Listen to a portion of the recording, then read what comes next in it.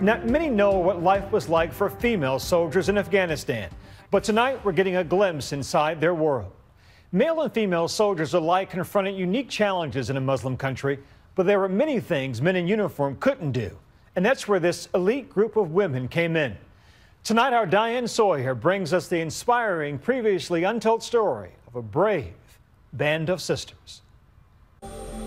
Out of the night in the rugged desert of Afghanistan, something most Americans did not know. Female soldiers teaming up in combat zones with the best of the best. They were tall, they were short, they were from all kinds of lives. Yes, I mean, the common denominator was athletic, fierce, and absolutely determined. Gail Zaymak-Lemon has written a book about the women responding to the call to make history. Megan Curran. And kind of drew you in, you know, with the big, bold heading. Emily Miller, former platoon leader in Iraq. I've always wanted to serve. That's why I wanted to be in the Army. And I wanted to prove that I could be valuable out there and really make a difference.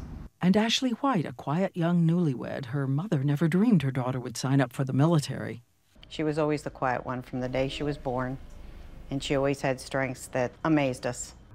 First test for all of them, physical, the brutal training known as 100 hours of hell. We would work out 3 times a day. Three times a day during lunch hour. You know, girls would go work out during lunch, come back all sweaty. Tested to the limits of human endurance, 20 miles a day, suffocating temperatures, carrying 40 pounds. You were just carrying all sorts of objects, and ammo crates, your buddies. Yeah. And what about that debate, whether a woman has the strength to move a fallen comrade? Could you? How? If I lacked at something or if I had a weakness, one of the girls always could make up for that weakness, right? Like somebody else always had the upper body strength that could help me carry, you know, the fallen comrade. And together you're stronger. Absolutely. Than even you know. Yeah, absolutely. And the surprise, the tiny 5'2" Ashley White, who loved gymnastics and aced the toughest test of all, fast roping, astonishing the men by using only her arms, not even needing her feet. Female soldiers about to be sent in because of the cultural differences abroad. Special operations forces couldn't search women inside their homes, even though the women held many secrets. There were also circumstances in which there were weapons buried.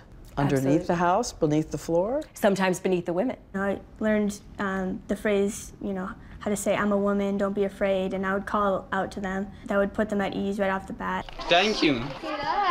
The Marines had first pioneered the idea to have women do it.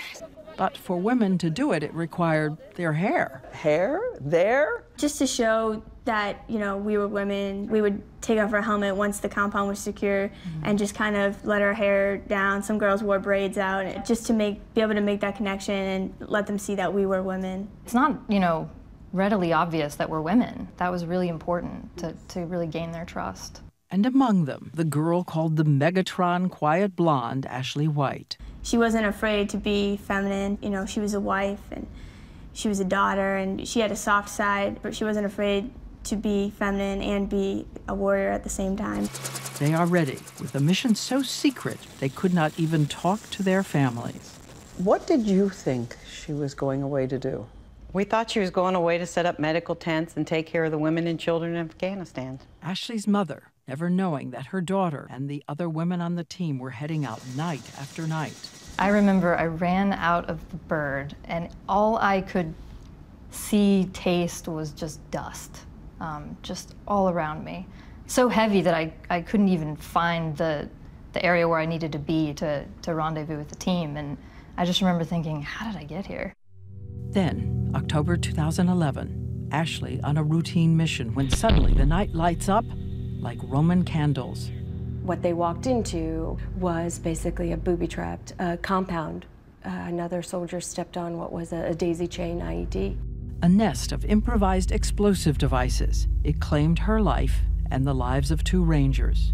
And it was the first time a lot of Americans learned that these women had also been there in the dark.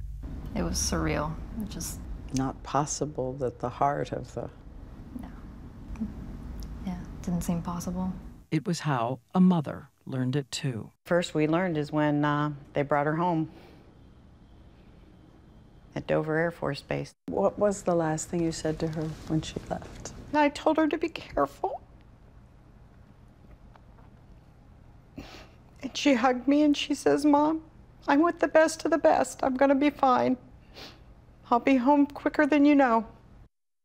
This here is the Combat Action Badge. Ashley's room in Ohio. Her mother keeps her hat and combat boots. We kind of liked it when it came home because it still smelled like Ashley. And when the community heard, they poured into the streets to salute a valiant warrior.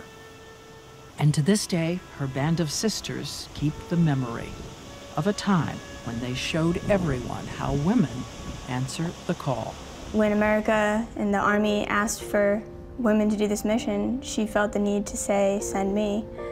And I think that that level of selflessness is extraordinary and uncommon, and I'll never forget that about her. I had never been with a group of women like this, accomplishing a mission like this that was so important with the best of the best. So what is courage? I think courage is being afraid and doing it anyway. It's doing the thing that you're afraid of, tackling it and going forward, and never ever settling for things that are easy, but always taking the hard right over the easy wrong. I'm Diane Sawyer for Nightline in New York. Ashley's War is in bookstores today. And for more of Diane Sawyer's interview, you can visit abcnews.com.